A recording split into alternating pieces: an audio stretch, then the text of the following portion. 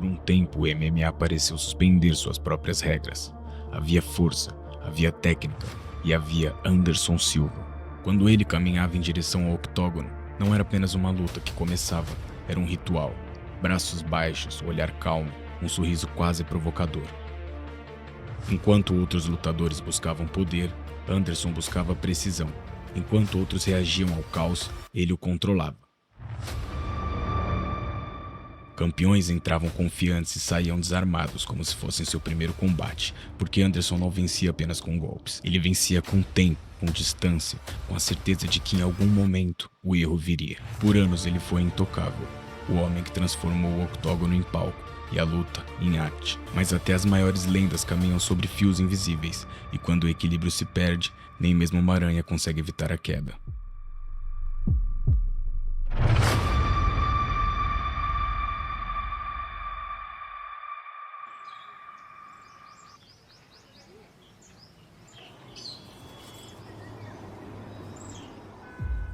Antes de ser conhecido como Anderson Silva, muito antes do apelido The Spider, existia apenas um garoto tímido, criado longe dos holofotes e das oportunidades. Anderson teve uma infância dividida entre cidades, foi morar logo cedo com os tios em Curitiba. Sua infância foi marcada por dificuldades financeiras e por uma criação rígida. Enquanto outras crianças sonhavam em ser jogadores de futebol, ele aprendia cedo o valor da disciplina e do silêncio. Eu acho que muitas vezes eu queria estar levando uns tapas da minha tia do que estar desentortando prego ou tendo que conversar com ele sobre algum assunto de alguma coisa que eu tinha feito errado.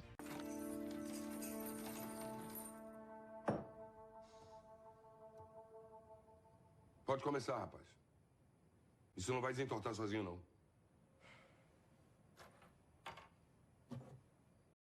Seu primeiro contato com as artes marciais veio através do Taekwondo. Ali ele não aprendeu apenas a chutar, aprendeu a controlar o corpo, o espaço e principalmente as emoções. Cada movimento precisava ser preciso, cada erro tinha consequência. Mais tarde vieram o Muay Thai, o boxe e o Jiu-Jitsu, mas no início da carreira profissional, Anderson estava longe de ser visto como especial. Ele vencia algumas lutas, perdia outras, mas para Anderson era apenas o começo de algo que ainda ninguém conseguia enxergar. Longe do UFC e dos Estados Unidos, Anderson Silva encontrou no Japão algo raro: respeito. No Pride não havia espaço para personagens, ou você lutava bem ou desaparecia. E foi nesse ambiente que Anderson começou de fato a se transformar. Ele enfrentou vários estilos diferentes, regras diferentes e adversários perigosos.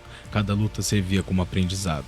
Anderson não era o mais forte, nem o mais agressivo, mas começava a se destacar pela precisão cirúrgica. Mesmo assim, o rótulo acompanhava, imprevisível, genial em uma noite, frustrante na outra. Alguns acreditavam que ele não tinha cabeça para ser campeão. Outros enxergavam algo raro, mas ainda incompleto. Quando o UFC decidiu apostar nele em 2006, não houve alarde, não houve marketing, apenas uma chance. E Anderson estava pronto para não desperdiçá-la.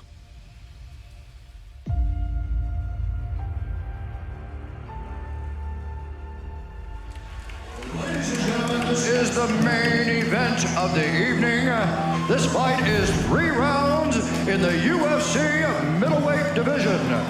So the first time I saw Anderson Silva fight was when he fought Chris Lieben, and I knew a little bit about Anderson Silva, not a ton. Touch gloves. Touch gloves. Go back to your corners. Let's start. I had no idea who the guy was, and at the time, Chris Lieben was smashing people. It was hard to imagine how Anderson was going to beat Chris Lieben. Let's get it on! Nobody had ever hurt him. Nobody had ever knocked him down. After he gets in there with me and I knock him out, he may want to go back to Japan or somewhere where the competition's a little easier. I was there front row, and I thought, I don't know, I think you might live to regret those words, Chris. Good head kick. Oh, Chris Lieben's right. And Lieben goes down. Turns out Anderson hits a little harder than most guys. Oh, he is in big trouble. Chris Lieben goes down again. The debut of Anderson Silva lasts less than 1 minute. When he destroyed Lieben, I said, man, if you keep destroying people like that, nobody's going to want to fight you. And he was like, oh, I hope not. I want to fight. I need to make money. A estreia no UFC foi mais do que uma luta, foi um aviso. Chris Lieben era conhecido pela resistência absurda e pela pressão constante, mas nada disso importou. Em menos de 1 minuto, Anderson Silva desmontou o Lieben como se estivesse em outro nível, porque ele realmente estava. A mensagem era clara, algo diferente havia chegado na divisão. Com sua ótima atuação na estreia, Anderson havia gerado muito hype em torno de si mesmo. Pouco tempo depois, apenas na sua segunda luta pelo UFC, Anderson recebeu a honra de enfrentar Rich Franklin, o campeão dominante da época. E com apenas uma luta no UFC, o que aconteceu aquela noite chocou o mundo. Anderson Silva against Rich Franklin. Middleweight championship is on the line. Rich Franklin, who spent years here, made it to the top of the world. It looked like it was his first day.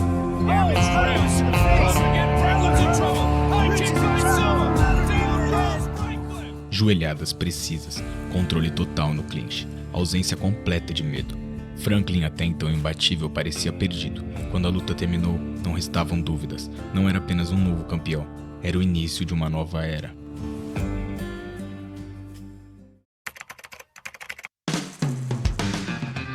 Com o cinturão na cintura, Anderson Silva iniciou um dos reinados mais dominantes da história do esporte. Cada defesa não era apenas uma vitória, era uma afirmação. Contra Travis Luther, Anderson mostrou que não era só um striker. Preso por baixo, manteve a calma e finalizou com um triângulo perfeito.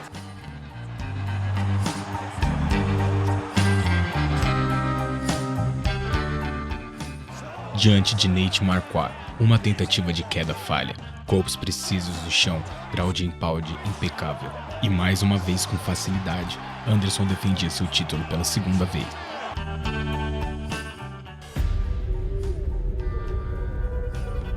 At the time the UFC had bought Pride, I held two different belts at 205 pounds and 185.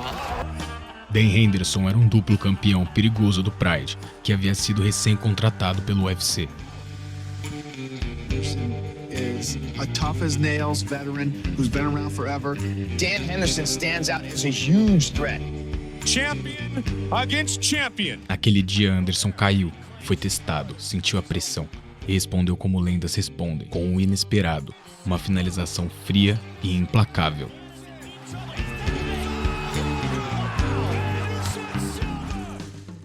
Nem todas as noites foram um espetáculo. Contra Patrick Coté, a luta terminou de forma anticlimática, com a lesão do desafiante. Mesmo assim, o cinturão permaneceu. Então veio Forrest Griffin, ex-campeão, guerreiro respeitado. Forrest avançou, Anderson recuou, esquivou, sorriu e finalizou tudo com uma sequência que parecia encenação. Mas o seu reinado não era feito apenas de nocautes ou finalizações. Contra Thales Leites e Demian Maia, Anderson venceu no controle, provocou, administrou, gerou críticas, mas deixou claro, ninguém conseguia alcançá-lo.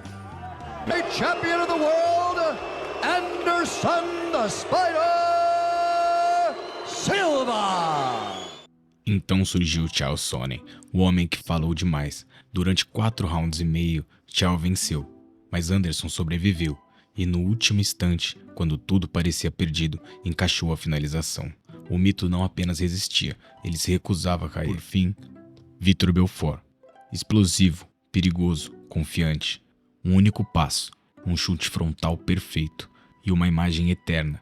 Naquele momento, não havia dúvidas. Anderson Silva não era apenas campeão, ele era o padrão impossível de ser alcançado. Por quase 7 anos, Anderson Silva reinou absoluto. Defesas de cinturão se acumulavam, recordes eram quebrados, o debate sobre o maior de todos os tempos parecia encerrado, mas com o tempo, algo mudou. As provocações ficaram mais longas, os riscos maiores. Em algumas lutas, Anderson parecia mais interessado em humilhar do que em finalizar. O que antes era genialidade, começou a flertar com imprudência. Por anos o caos dançou ao ritmo dele, até o dia em que decidiu conduzir a própria música. O próximo desafiante de Anderson Silva já estava marcado. Chris Weidman não se intimidou. O americano era invicto na época. Enquanto os outros congelavam diante de Anderson, ele manteve o plano. Pressão, foco, paciência. Anderson provocava, baixava a guarda, chamava o golpe, até que ele veio. Um cruzado limpo. Silêncio absoluto na arena.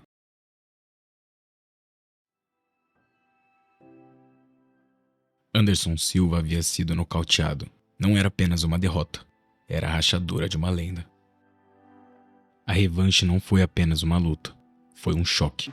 Um chute bloqueado. Um estalo seco que ecoou pelo mundo. A perna de Anderson se partiu. A imagem correu o planeta. O homem que parecia indestrutível agora estava no chão. Vulnerável. Humano.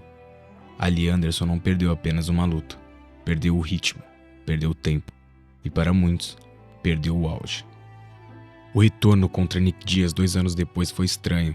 Não parecia uma luta, pareciam 2 fantasmas de uma era passada se reconhecendo no centro do octógono.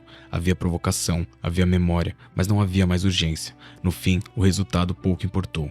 Contra o Michael Bisping, Anderson mostrou lampejos de um antigo gênio. Derrubou, machucou, fez o público acreditar por alguns segundos, mas a luta acabou.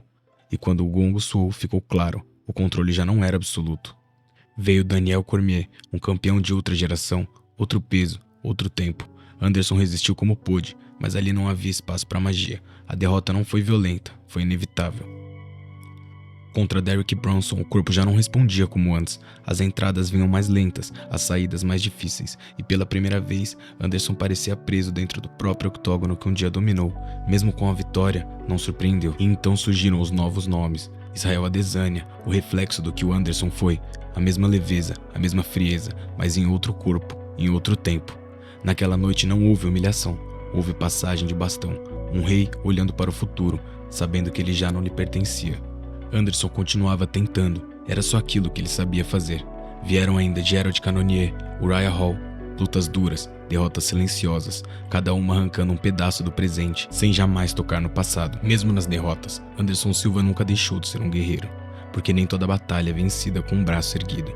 Algumas são vencidas apenas por permanecer de pé, quando já seria mais fácil partir. Ele perdeu lutas, perdeu sequências, perdeu o ritmo que um dia parecia sobrenatural, mas nunca perdeu o respeito. Dentro do octógono já não era o homem que controlava o caos com um sorriso, mas ainda era o homem que caminhava até o centro, olhava nos olhos e lembrava a todos que ali estava uma lenda viva. Enquanto muitos teriam parado, Anderson continuou, não por teimosia, mas por amor à luta. E talvez seja por isso que seu legado permaneceu intacto. Porque Anderson Silva não inspirou apenas vitórias, inspirou coragem, inspirou estilo, inspirou liberdade. Uma geração inteira cresceu assistindo seus movimentos, suas esquivas, sua calma diante do perigo. De Israel Adesanya, Uriah Hall, a incontáveis jovens e academias pelo mundo, todos carregam um pedaço da aranha em forma de lutar. Ele mostrou que o MMA podia ser arte, que precisão podia ser mais poderoso que força, que o controle da mente vence o caos do corpo. O cinturão se foi, as lutas passaram, o tempo venceu. Mas o legado, esse nunca esteve em jogo, porque Anderson Silva não foi apenas campeão, foi referência, foi inspiração, foi eterno, e lendas como ele não precisam vencer para sempre, elas precisam apenas existir para nunca serem esquecidas.